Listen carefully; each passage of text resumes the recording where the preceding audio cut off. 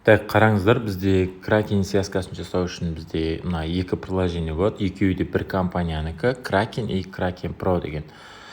Біз алдыңғы сабақта Krakenге тіркеліп алдық. Енді біз екеуіне де бір почта логин парольмен кіре береміз. Енді біз простой Krakenнің өзінен біз реквизит аламыз. Krakenге кіреміз.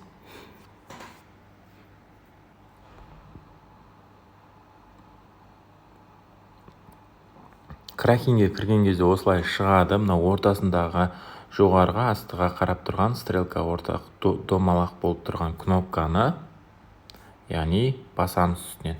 Сол кезде бізде мына бірінші, екінші, үшінші, төртінші стрелка депозит деп тұрады. Осы депозитке басамыз. Депозитке басқан кезде осы жерде доллар шығады. Сіздерде, менде бұрын кіріп қойғандықтан сразу доллар шығады. Сіздерде астында бір жазу шығуы мүмкін. Соны баса саласыздар. Ағылшынша шығуы мүмкін, баса саласыздар. Одан кейін доллар дегенді басасыздар. Осы жерден біз, яғни свип перевод жіберу үшін осы жерден реквизит аламыз. Мына жерде міне компания адресі деп тұр. Міне компания адресін аламыз біз. И одан кейін біз банктың адресін аламыз. Одан кейін біз аккаунт номер дейді, оны алмаймыз. Біз ол бізге керек емес.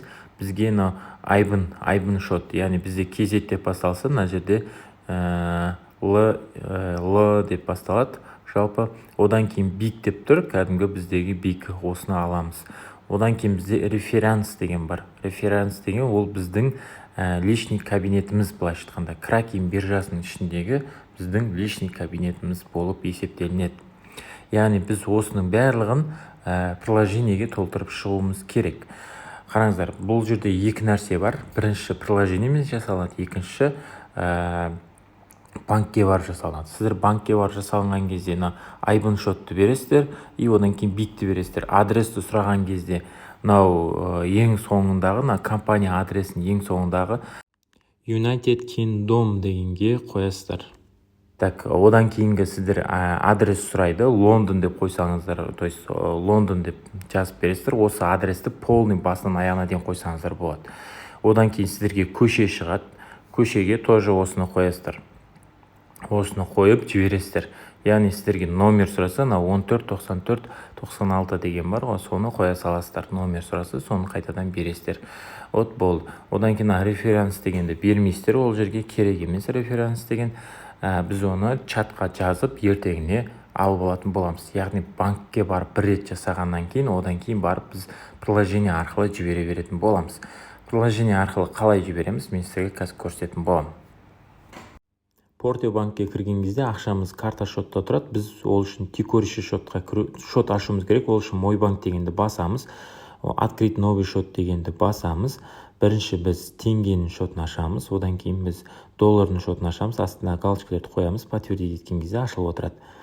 Одан кейін біз перевести деген кнопканы басамыз. Бірінші тұрған между своими счетами деген кнопканы басамыз. Одан кейін біріншіне өзіміздің ақшасы бар шотты таңдаймыз. Шоттағы.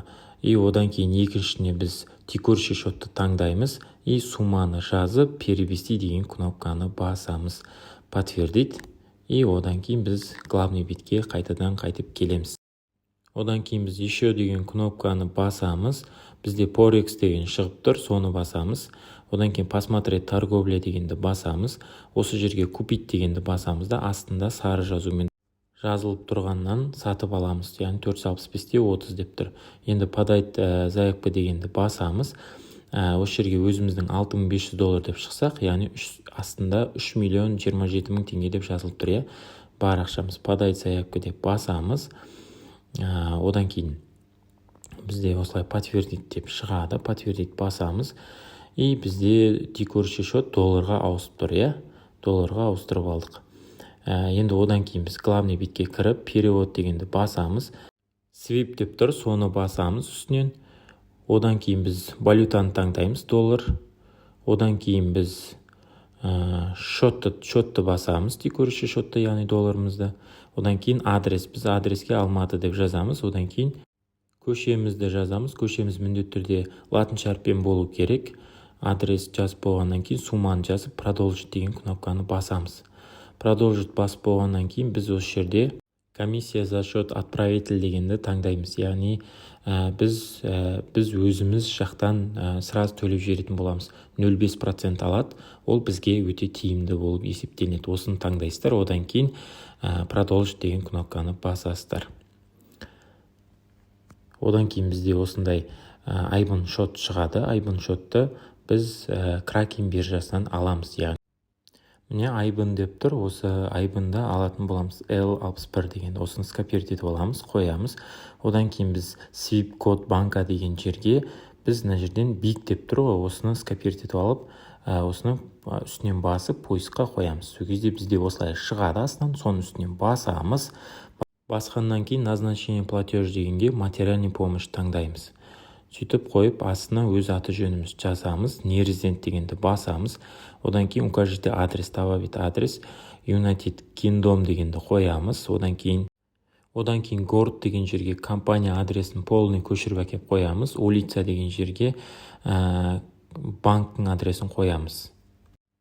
Одан кейін бізде дом деген жерде бізде кодтар тұр. Яғни ол біздің Кракендегі лишний кабинетіміздің коды, яғни ID номеріміз біздің. Осыны біз реферанс деген жерден аламыз. Міне осылай көрініп тұрады бізге. Осы жерден копировать етіп алып, сол дом деген жерге қоюымыз керек осылайнан. Әрі қарай біз осылай галочкалерді подтвердить деп басып, продолжить деген кнопканы басамыз. Сол кезде осылай бір тексеріп алсақ болады. Және де продолжить деген тағы басамыз. Сөйтіп бізге SMS код келеді. SMS кодтан кейін все бізде уже кетті, обработкаға кетті. Одан кейін барып чекті көрсек болады, яғни жіберіліп тұр. Жіберіліп болған соң осы чекті біз қаяқтан көреміз? Біздің бағанағы бірінші ашқан долларовый шотымыздың ішіне кіреміз. Ішіне кірген кезде сол жерде комиссиянка отдельно и сосын астында біздің жіберіп жатқан сумамыз бөлек тұрады. Соның үстін бір басып қалсақ, бізді осылай тура успешно деп шығып тұрады. Яғни успешно болса уже кетті деген сөз. Қараңыздар, бізде Кракенге ақша келіп түсті. Яғни ол Kraken Pro-ның ішінде көрініп тұрады. Яғни екеуінде де көрініп тұрады, бірақ біз Kraken Pro мен жұмыс жасайтын боламыз. Ақша түскеннен кейін сразу Kraken Pro-ға кіреміз. Kraken Pro-ға кіреміз. Kraken Pro-ға кірген кезде тура осылай көрініп тұрады. Міне доллар 6947 доллар болып көрініп тұр, иә. Енді біз осы жерде астыңғы кнопкасын, ортасындағы кнопканы басамыз. Жоғарыға, астыға деген сияқты домалақ болып тұрған стрелкамен, иә.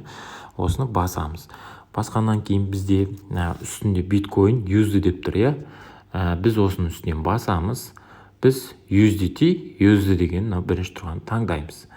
Енді осы жерде біз мына жерде лимит деп тұр ортасында. Осы лимит деген міндетті түрде маркет дегенге ауыстырамыз. Сөйтеміз де мынаны до конца жылжытамыз 100% қылып. Сонда бізге 6947 долларға 6948 де 59 USDT береді. Но 13 доллар мына жерде комиссия ұстайды. Я? То есть конвертация жасаған үшін. Мына жерде міне buy USDT деп баса саламыз. Вот. И және де мынаны жылжытамыз былайнан. Все, жылжытсақ уже бізде кетеді. Доне дегенді баса саламыз. И все, в принципе, бізде ауысты. Біз енді оның ауысқан қаяқтан көреміз. Былай шықсақ әлі де тұра береді. Міне 6933 болып қалды, иә. Бізде жаңа конвертация анауға алынды. Яғни осы ақша тұр. Енді біз портфолиоға кіреміз. Осы портфолиоға кірген кезде міне астыңғы жағына түссек, міне былай басталады, иә. Астыңғы жағына түсеміз. Вот осы жерде міне тезер деп тұр, иә. Яғни USDT болып тұр міне. Тезер USDT болып тұр мына жақта. 6934. Осының үстінен бір басамыз. Бір басқаннан кейін біз мына ортасындағы уже USDT көрініп тұр, иә. Біз осылайынан ортасындағы кнопка, яғни жоғары қарап депозит емес, шетіндегісі емес, ортасындағысын басамыз. Басқаннан кейін осылай астындағы кнопканы баса саламыз. И осы жерге біз Binance'қа кіріп, яғни адрес аламыз. Ең бірінші адрес аламыз. Біз ненің адресін аламыз? USDT-дің адресін алатын боламыз. Binance'қа кіреміз. Binance'қа кіргеннен кейін кошелек деген үстінен басамыз. Одан кейін бізде вот деген болады. Сары тұрған осының үстін басамыз. Одан кейін біз осы жерде USDT деп жазамыз. USDT, яғни тезер, осының үстінен басамыз. Осы жерде бізде сет шығады. Яғни сет бізде Solana деген сетті таңдаймыз. Біз TRC20, яғни USDT-дің өзінің сетін таңдасақ болатын еді, бірақ ода көбірек ұстайды. Сондықтан біз Solana'ны таңдаймыз. Solana'да $1 ұстайды. Енді осы жерде біз скопировать етіп аламыз. Осы Solana'ны скопировать етіп аламыз. Енді осыны біз Kraken биржасына апарып қоямыз. Kraken биржасына міне осы ортасындағысын басамыз. Қайтадан тезер дегенді басамыз. Үстінен басамыз. Және де мына жердегі осы кнопканы басамыз.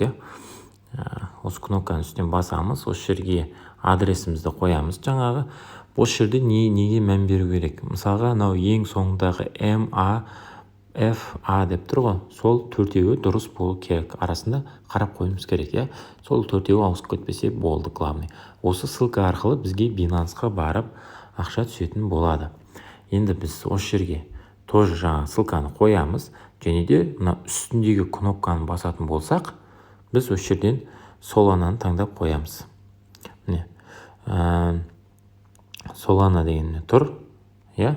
Solana міне 1 USDT алады. 1 USDT. И осы жерде мына астындағы кнопканы басамыз.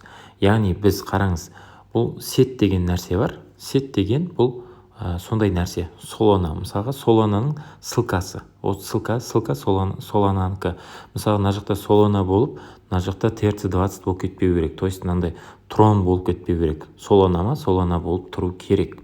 То есть өзгеріп кететін болса, сіздер ақшаларыңыз ауада тұрып қалады. Яғни оны қайтармау не факт. То есть қайтарып аламай да қаласыздар. Алу үшін де 2-3 ай уақыт кететін болады. Сондықтан осы жеріне қарау керексіздер міндетті түрде. Solanaмен кету керек. Так, енді астындағы кнопканы басамыз. Басқан кезде Donate дегенді басамыз тағы да. Осы жерде қараңыз, мына жерде қып-қызыл болып жазылып қалды, Бізде Krakenге поштаға сообщение келеді. Осы сообщениеге біз одобрение беруіміз керек міндетті түрде. Одобрение берген кезде осы жерде автомат түрде қосылады. Бізге сообщениеге келіп тұр. Что біз ба, біз емес па білу үшін. Так, Kraken қайда? Келіп тұр міне. Осылай Krakenге келген кезде сіздер мына адресті басқан кезде сіздер былайынан кіре алмай қаласыздар, как раз таки. kraken.com деген сайтқа. Өйткені бұл жақта Қазақстаннан кірмейді. Сол үшін біз уақытша VPN қосуымыз керек. Енді VPN-ға кіреміз. VPN бізде мына жерде бар. Міне. Тура осылай VPN тартып алсаңыздар болады. Бірақ бұл VPN-ді Binance-қа кірген кезде қолданбаңыздар. Тек қана Krakenге кірген кезде қолдануға болады. 21 секунд күтуіміз керек. Осылай кіресіздер VPN-ға. Подключить етесіздер. Подключен болды. На рекламаны тоже күту керек. Осылай X баса саласыздар. И осылай қосылып тұрады, Енді біз Kraken Pro-ға кіретін болсақ, міне, жаңа жіберген ссылкасына подтверждение жасауымыз керек, Уже кіріп тұр, көрдіңіздер ма? Уже кірді. Осылай кірсе болды. Главный сіздер екендеріңізді дәлелдейтін нәрсе болды. Ары қарай ештеңке істемейсіздер. Енді Kraken Pro-ның өзіне барасыздар. Жаңа өзіне барсақ, бізде уже көрдіңіздер ме, қызыл кетіп қалды. Енді қараңыздар. Міне 6934.7 деп тұр, дұрыс па? Енді осыдан $1 алады, 6933 $3, яғни о жаққа барып түседі. Максимум дегенді басамыз, міне $33.7 о жаққа барып түседі, USDT, яғни 6933.7 USDT Binance-қа барып түседі. Бұл Binance-қа қанша уақытта түседі десек, 5-10 минутта түседі. Так, осы кнопканы басасыздар астындағысын, сөйтесіздерден аны былай қарай жылжытасыздар. Жылжиды бұл. Жылжығаннан кейін мына астына кнопканы бір баса саласыздар. Болды, в принципе, кетті міне. Былай обновить етесіздер. В принципе, ештеңке жоқ. Міне 0.27 USD қалып кетті, яғни доллар қалып кетті. Болды. Басқа ақша қалмады. Бізден кетті. Енді ол Binance-қа барып түседі. Binance-та сіздерде спотқа түсуі мүмкін. Ақшаларыңыз былайынан. Так, қазір айтамын. Қараңыздар, кошелек деген кіресіздер. Кошелек дегенде міне USDT, мына жерде USDT, менде қазір 4 USDT тұр спотта. осы сіздердің USDT-ларыңыз спотта қалып кетсе, оны объявление беріп сата алмайсыздар. Споттағы USDT-ді міндетті түрде перевод дегенді басып, оны сіздер пополнение кошелекке ауыстыруларыңыз керек. Спот на пополнение кошелекке, яғни биткоин емес, бізде USDT максимум дегенді басасыз. Например, сіздерге жаңадай 6000 USDT осы спотқа келіп түседі. Оны сіздер осылай пополнениеге перевод жасап өткізулеріңіз керек. Ол ақша осындай пополнение кошелекте тұрады. Пополнение кошелекте тұрса, сіздер оны то есть объявление беріп сата аласыздар. Не болмаса тағы да сатып ала аласыздар деген сияқты өзінің ары қарай қолдана бересіздер. Пополнение кошелек бір сөзбен айтқанда сатып алу үшін немесе сату үшін қолданатын кошелек. Спот деген ол ақшаны сақтау үшін, не болмаса спотовый торговля жасап ақшаны көбейтіп отыру үшін. Жалпы осылай USDT келіп түскеннен кейін кәдімгідей P2P-ға кіріп, осы жақтан объявление беріп, осы жақтан сатып жібересіздер. Мысалға біз Портебанкпен жұмыс жасаймыз. Портебанкке объявление бересіздер де топқа қойып сатып жібересіздер. Жаңағыдай сіздердің ақшаларыңыз тұрады. Так, 6933, например, ол 3.024.900 3.249.000 теңге ақша болады. 49.358 теңге. Жалпы осылай объявление беріп сатып жібересіздер. Жалпы осымен кругымыз аяқталады.